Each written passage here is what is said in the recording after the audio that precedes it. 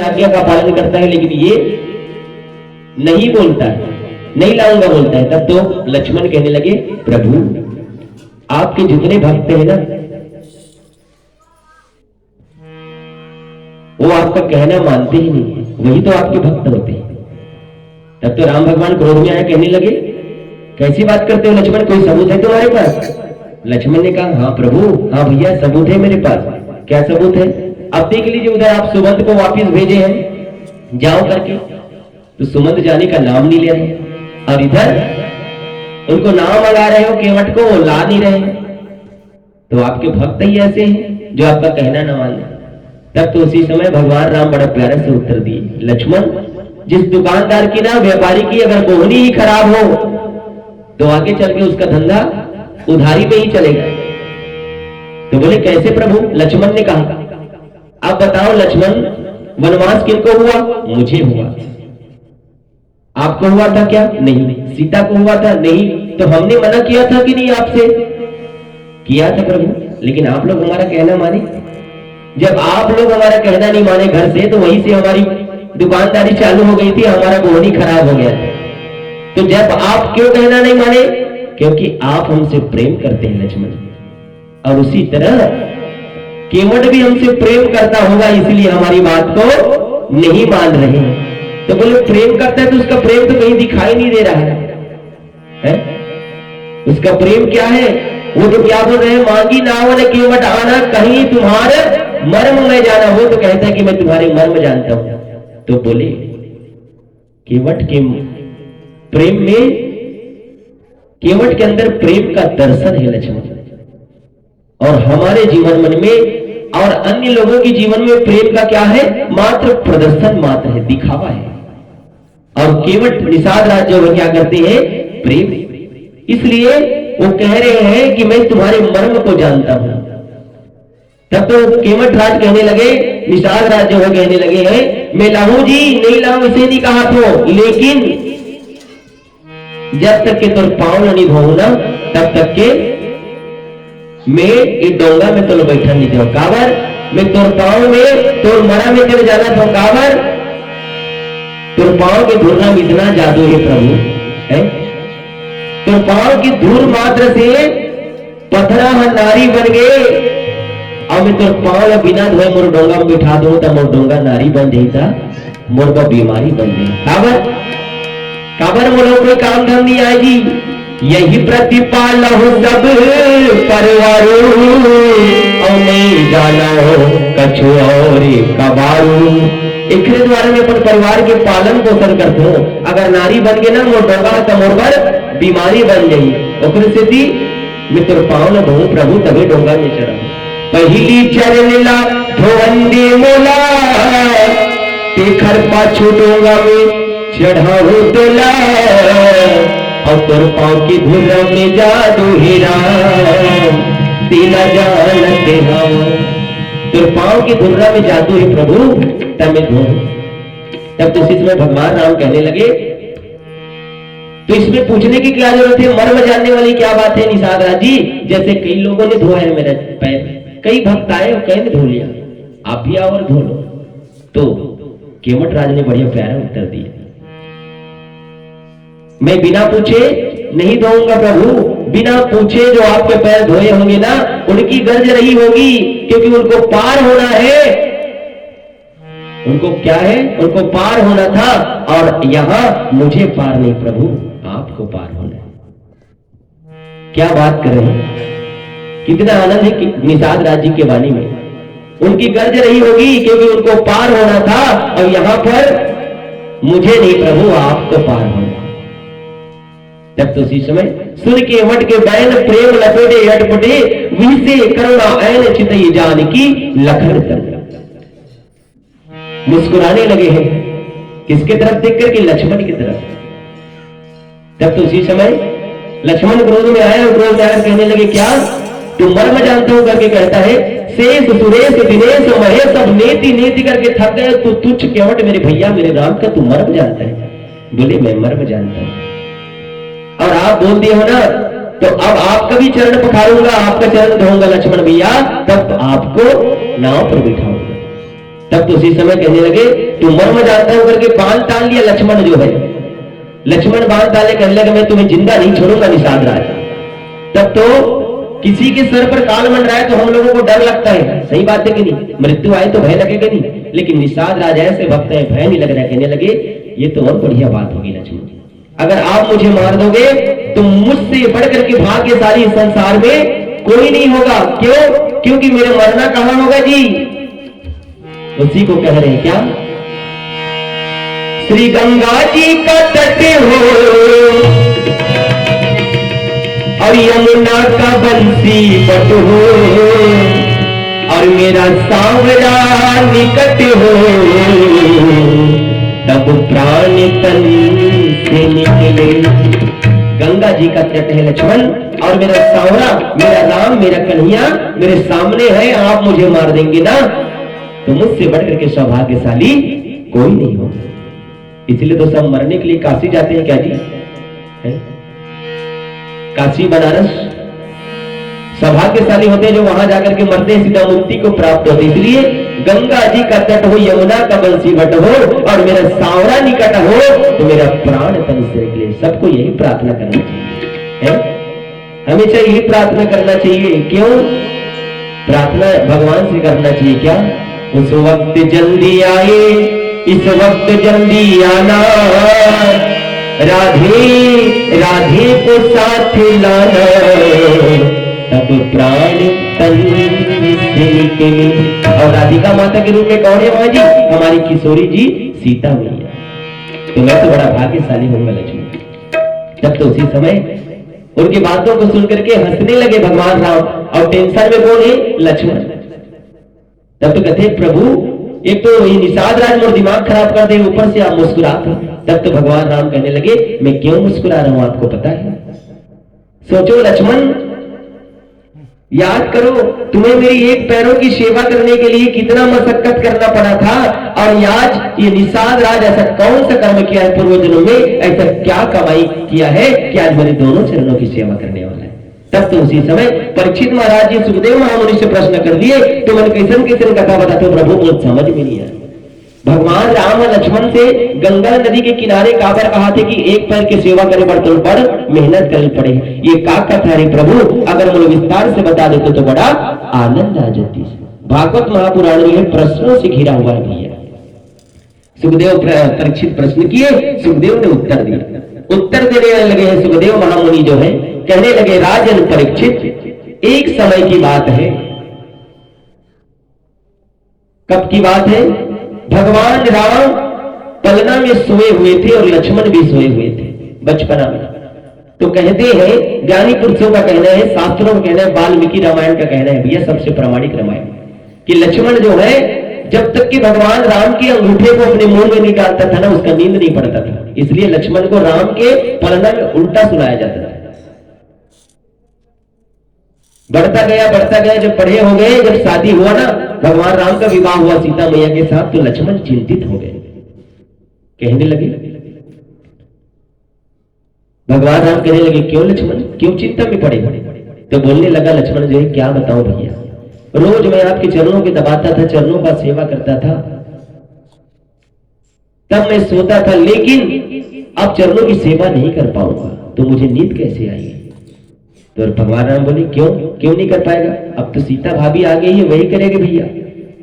तो बोले ठीक है, तुम चिंता मत करो लक्ष्मण, हमारी हिंदू संस्कृति में नियम है क्या, होली तिहार के दिन अगर कोई देवर अपने भाभी से वरदान मांगे ना तो भाभी को देना पड़ता है। तो होली त्योहार के दिन यही वरदान मांगना क्या कि मैं भैया के चरणों की सेवा करूं। तरीका बता दिए लक्ष्मण को। दिन भर होली का त्योहार आया, होली खेले, शाम को वरदान मांगने लगे। भरत ने भी वरदान मांगा, शत्रुघ्न ने वरदान मांगा, और लक्ष्मण की जब बारी आई तब तो कहने लगे सीता भाभी अगर आप हमें वरदान देना चाहती है ना तो यही वरदान दीजिए कि हम दोनों चरणों की भैया की सेवा करें। तब तो सीता मैया सुनी, तब तो बेहोश हो गई। ते सेवा करबे तब मैं क्या करे बराबर, बहुला तो पति के सेवा करने, मूर्छित हो गए लेकिन बेहोश नहीं हुई तो नाटक कर रही थी। पुनः अयोध्या में ढिंडोरा पिटवा दिया गया कि लक्ष्मण के दुर्वचन कहने से सीता मूर्छित पड़ी हुई है अपने कक्ष में। दशरथ महाराज जी आए, वो भी लक्ष्मण को गाली दी। सुमंत महाराज, उनकी माताएं सब गाली देने लगे। अब भगवान राम जब आए ना, भगवान कहने लगे लक्ष्मण तूने क्या कह दिया अपनी भाभी को, क्यों मूर्छित हो गई? तब लक्ष्मण कहते का भैया तरीका ती बताए, सबके सब बखाना थे और तहु बखाना था। तब तो उसी समय भगवान राम कहने लगे उसके कान में, लक्ष्मण सुनो, जा करके सीता जो है बेहोश नहीं हुई है, वो नाटक कर रही है, तुम जा करके उसके एक कान में क्या कहना, क्या कहना कि एक चरणों की सेवा मैं करूंगा भाभी और एक चरणों की सेवा आप करना। तो जेखर विदेश में घूमे पर गए और सबको पैसा खत्म हो गए ना, और 3 दिन रहना है तो 100 रुपया बांचे ना, तो 100 रुपया आराम से खर्चा करें। सही बात है कि नहीं? तो फटाक से जल के सीता मैया एवं मस्तु तथास्तु कह दिए। उसी दिन से निर्णय हुआ भैया क्या कि दाहिने चरण का सेवा लक्ष्मण करेगा, बाएं चरण की सेवा सीता मैया करेगी, और जब तुम दोनों नहीं रहोगे ना तो हमारे दोनों चरणों की सेवा हमारा हनुमंत लाल करेगा। प्रेम से बोलिए बजरंगबली भगवान की जय। और चोला चढ़ाओ भाभी, मंगलवार निकल गया, शनिवार के चढ़ाओ।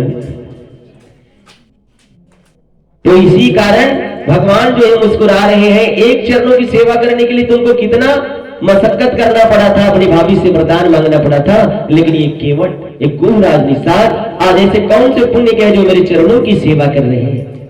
वेग पान आई जल पांव पखारो, जाओ जी और जा करके कठुआ में पानी भर करके ले आओ और मेरे चरणों को पखार लो। प्रेम से बोले वृंदावन बिहारी लाल की। तब पानी लाए बर गीसना ये गुहराज निषाद है केवट भैया। तो ये गंगा मैया जो एकदम रफ्तार से चला थी, कठुआ में इसे पानी धरे तो पानी आ भी नहीं करेंगे। चिंतित हुए कौन? निषाद राज। और निषाद राज कथे अगर ये पानी में यही मोर काट के बर्तन में, तब तो मैं भगवान के चरण ला धो नहीं पाऊं, और अगर चरण नहीं धोई मतलब मोर डोंगा जो है काट के जो डोंगा है लकड़ी का कागज ही नारी बन जाए तो मोर बीमारी हो जाए। तो निर्मल हृदय को लेकर के गंगा मैया को मनाने लगी है मैया। अब रफ्तार ला धीरे कर दे मैया। ओ मेरी नैया में लक्ष्मण राम, ओ गंगा मैया धीरे करो, मेरी नैया में लक्ष्मण राम, गंगा मैया धीरे करो।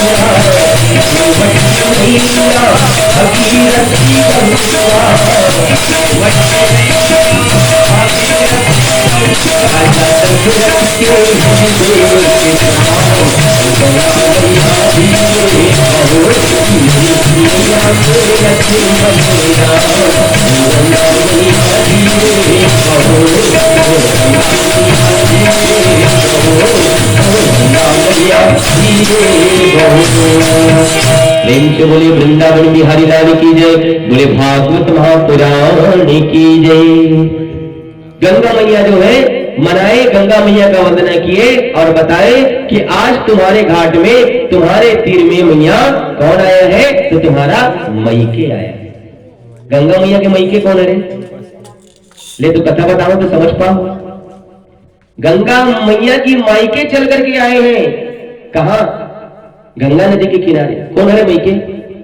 भगवान राम तो मैके हो। फिर कैसे कैसे मैके? परीक्षित महाराज जिन चरणन से निकली गंगा बिचारी, जिसने लाखों पापियों को तारी, उन चरणन पर मैं तो शीश झुकाऊं, बांके बिहारी तेरी आरती उतारूं।